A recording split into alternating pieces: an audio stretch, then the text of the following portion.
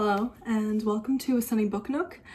Today I'm going to be hauling a shit ton of books that I've recently bought and gotten in the mail. I had a big order from one indie bookshop and then I picked up a couple books at grocery stores, and I also got some stuff in the mail for these like book subscription box services. We'll get to that first actually. So the book that I got in the mail from the subscription box service is Vita Nostra by Marina and Sergei Diachenko.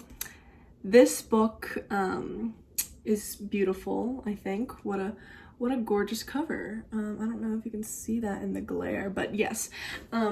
This is the book that I got in my Brilliant Books monthly subscription service that I am a part of. I said on my little card thing that you fill out to be a part of the program that I liked speculative fiction and sci-fi and literary fiction and stuff that's written by women and women of color and queer people, and preferably just non-white men. I think they fulfilled that qualification in the fact that this is clearly written by women, and it looks like this book is literary fiction but with some speculative elements. It says, oh, this is also a translated book.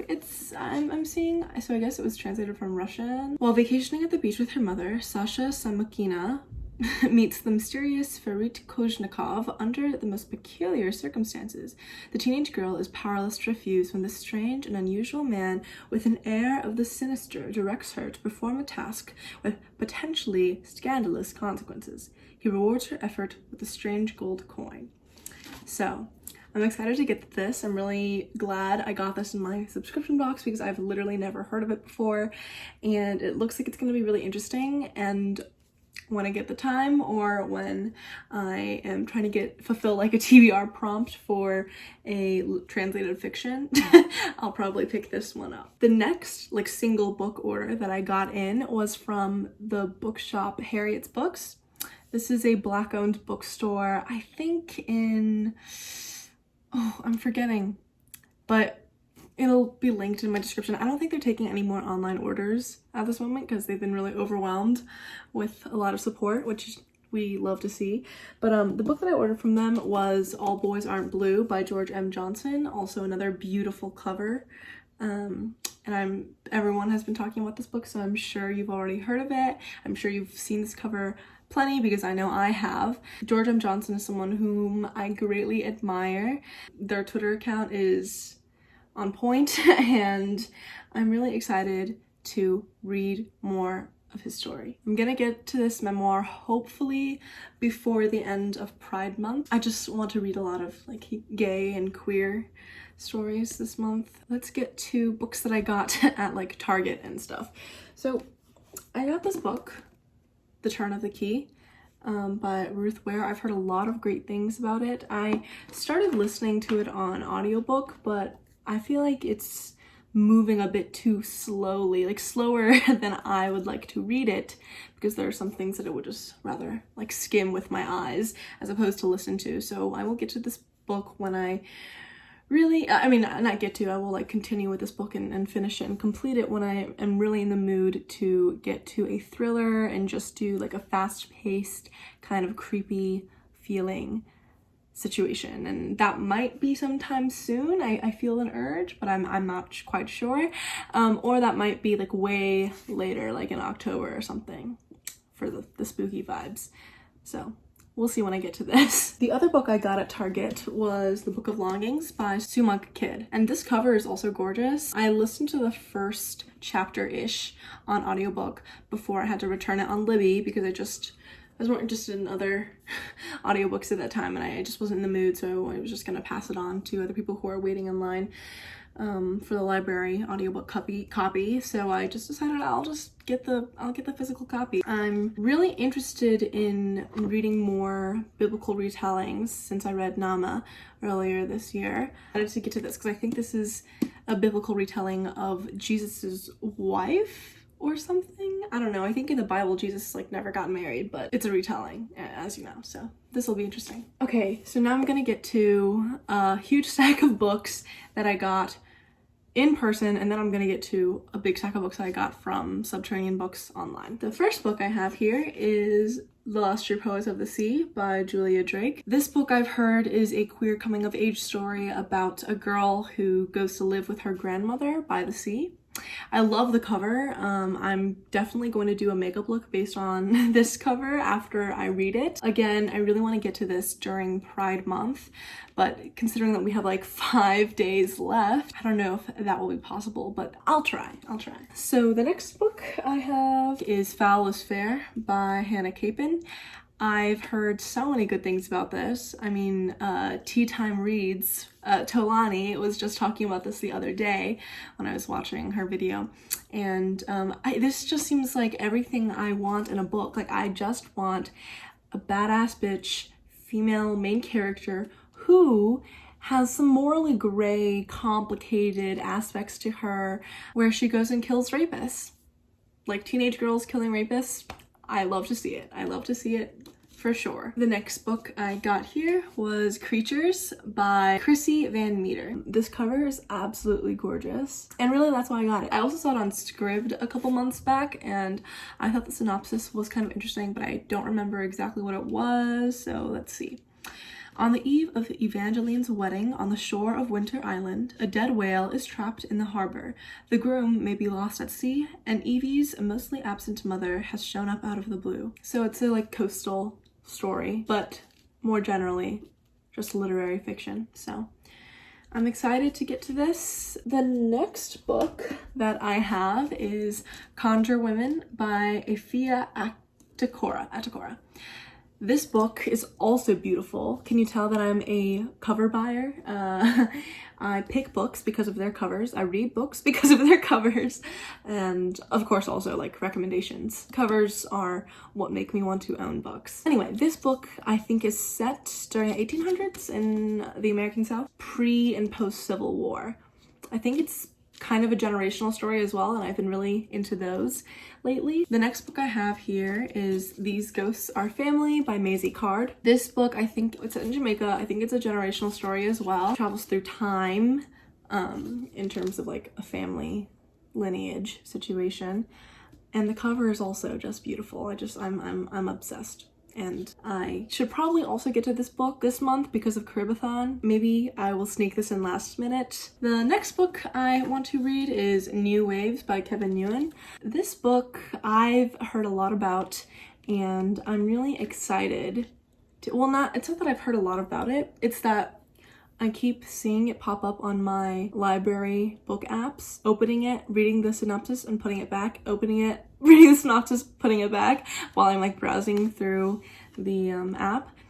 And the thing is that my library doesn't have an audiobook copy, so I was like, whatever, screw it. I like the cover. It's all mini desks, if you can't see, and the topic just seems really interesting. I'm very interested in fiction about the tech industry being the worst, such as Sourdough by Robinson, which I keep talking about. But this book is about Black programmer and an Asian customer service rep coming together because they are sick and tired of being treated like shit by their company. I'm excited for this. Freedom is a Constant Struggle by Angela Davis. I talked about this in my nonfiction recommendations video. And this book is actually like much smaller than I expected, but also makes it even more palatable. This is basically a collection of speeches and I think some essays and Q&A interview situations with Angela Davis. And it's so good and I'm so excited to read this with my eyes and not just with my ears. The next book that I have here is Citizen by Claudia Rankine. This book was one that got referenced a lot in the book Minor Feelings by Kathy Park Hong, which I have talked a lot about at this point. This book I listened to on audiobook. I thought was really compelling and I'm really excited to reread it and mark up her thoughts, because the thing is that this is also like an art and poetry kind of collection. Like it's a work of art, not just like memoir and nonfiction and words. The next book that I have, I've also already read, and it is Stamped from the Beginning by Ibram X. Kendi. This book, guys, So good. So good. And I know it's on back order right now. I listened to it on Scribd, and now this is basically like a textbook. Honestly, this should be just the textbook that US history courses in America should use, because it really covers from like the founding, like the colonies, to Obama, just very thoroughly in terms of history of racism and racist ideas. This book is so good. Highly recommend. I know it's going in for other reprints because so many people are buying it. There's lots of quotes, and the chapter about Thomas Jefferson, wow. That's all that's really all I have to say about that. The next, and I think last nonfiction book I have here is Fearing the Black Body by Sabrina Strings. I've been hearing recommendations of this book since like last year, and I've always wanted to check it out, but then I realized my independent bookstore had it, so why not order it? And this is basically about how fat phobia is rooted in anti-blackness. So excited to learn much more about this, because the woman on this cover, I'm forgetting her name unfortunately, but she was basically like an exhibition for Europeans to gawk at, and there's a whole chapter in Stamped from the Beginning that talks about this woman. So I wanted to do further reading on that kind of stuff, about the interconnectedness of race and the body and ideas of health and fatness and body size. Excited to get to this. Okay, so the next few books I have here are all Ottessa Moshfegh books because I love her writing. So the first book I have here is Eileen by Ottessa Moshfegh. I read this a couple months back, loved it. Well, that's probably not the right word, because it's not like an enjoyable read in that sense of like it being nice to read, because it's very morbid and dark and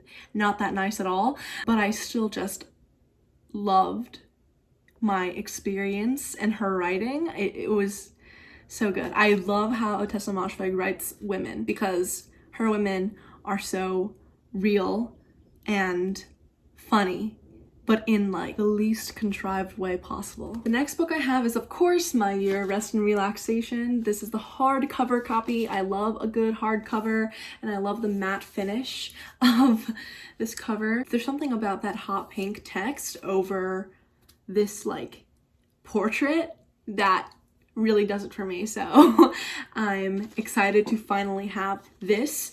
I love this book. I think it's hilarious. I think it's terrifying. And again, Ottessa Moshfegh, her writing, her mind, amazing. And finally, the last Ottessa Moshfegh book I have is McGlue. This is a novella, and I have not read this yet, and I'm excited to get to it because it's short, and I love a good short book. And it's a floppy paperback, which I also enjoy. The next book I have here is We Cast a Shadow by Maurice Carlos Ruffin. This book is a book my friend at Books Fight Back, she recommended this book on her Instagram, Bookstagram, which I highly recommend. Please check it out. Way back a year or two ago, and I'm just really excited to get to it. I think it's set in this like dystopian future kind of world. It's like speculative fiction about race, with featuring like a mixed race couple slash family. Anyone can get their lips thinned, their skin bleached, and their nose narrowed. A complete demelanization will liberate you from the confines of being born in the black body, if you can afford it. So this is like set in the near future. There's a couple, I think white mom, black dad, biracial son, and there's like conflict there over trying to determine whether or not to get their son this surgery. I think that is one of the main conflicts, and it just sounds really, really interesting with really fascinating themes and ideas. But I just really like looking at and analyzing the intersection of beauty and aesthetic perception and modifying the body, all of that, with race and white supremacy. Next book I have here is Starlings by Jo Walton. I already spoke about this book in my recommendations for you part 2 video, I believe. But I just adored this book. One of my new favorites of all times in terms of collections, at least. It's basically some short story collections and poems and plays, and they're brilliant. It's a mix of sci-fi and mythological retelling and fairy tale-ish vibes, and it's just so good. I just love short stories, and I love the genres and the ideas that are explored here. I just think they're so big brain, so massive universe brain, and Jo Walton I think is a brilliant writer, so can't wait to get more into her work, and I'm so excited to have a physical copy of this so I can reread my favorite stories from it whenever I want. Final book that I have here, Real Life by Brandon Taylor. I've heard so many good things about this. This is rated so highly, so many good reviews. And I believe it's about a Black gay man at a university, the on-campus racial conflict that ends up occurring. That is all I have today. That was a huge ass stack. I hope you have a good day, and I hope you stay engaged with the fight for justice and a better world, but also that you take care of yourself. Thanks for watching again. I forgot if I said that already, but like, comment, subscribe, all that stupid bullshit, and I'll see you in my next video. Bye.